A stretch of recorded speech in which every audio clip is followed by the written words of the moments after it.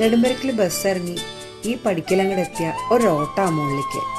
അവിടെ ദേ ആ എറയത്ത് മാൽച്ചിറേമയോ കമൽച്ചിറേമയോ സൗദാൻചിറേമയോ ആരെങ്കിലും ഉണ്ടാവും. പിന്നെ ഒരു മാസം ഇതാണ് സ്വർഗം. ആ ഉമ്മർത്തൊരു ഗോമാവ് ഉണ്ടായിരുന്നു. അവിടെ ഊഞ്ഞാല് കെട്ടിത്തരാറുണ്ട് മുരളിയമ്മ.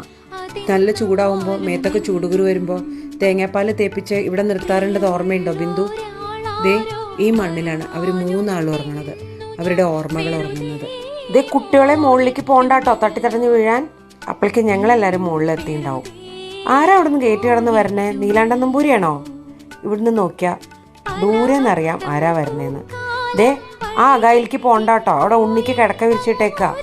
അച്ഛൻ ലീവിൽ വരുമ്പോൾ കിടക്കണ മുറി അത്. ഞാൻ ഡാർക്ക് റൂം എന്നാ വിളിക്കാറ്. എപ്പോഴും ഇരുട്ടാ, നല്ല ഇരുട്ടായി മുറിയുടെ ഉള്ളില്. പക്ഷെ എൻ്റെ ഫേവറേറ്റ് മുറി ഇതായിരുന്നു. ഞങ്ങൾ കുട്ടികളും മാൽച്ചിറേമയും കമൽച്ചിറേമയൊക്കെ ഞങ്ങൾ ഈ മുറിയിലാണ് കിടക്കാറ്. കമൽച്ചിറേമ കിടക്കേമേ, ഞങ്ങൾ കുട്ടികളും മാൽച്ചിറേമയും നിലത്ത് കിടക്ക വിരിച്ചിട്ട്. നല്ല നിലാവ, ഈ 2 ജനവാലും തുറന്നിട്ട എന്ത് കാറ്റാണെന്നറിയോ. രാത്രി മുഴുവൻ കഥ പറഞ്ഞു തന്നിട്ട് അവർ ഉറങ്ങുമൊന്നുമില്ല. ഞങ്ങൾ കുട്ടികളൊക്കെ ഉറങ്ങിയിട്ടുണ്ടാവും. ആ ഓവറയിൽ കിടക്കണ അൽമാരിയുടെ മുകളിൽ നിറയെ ബുക്സ് ഉണ്ടായിരുന്നില്ലേ ബിന്ദു? അല്ലേ, അതൊക്കെ എവിടെ പോയി? എന്നെന്നും ഓർമ്മിക്കാനായി ഒരു നല്ല ബാല്യം തന്നിട്ട് അവരൊക്കെ പോയി. നഷ്ടബോധത്തിൻ്റെ ഓർമ്മച്ചെപ്പ് തുറന്നു വെച്ചിട്ട് ഒരു ഉത്സവകാലവും കൂടി.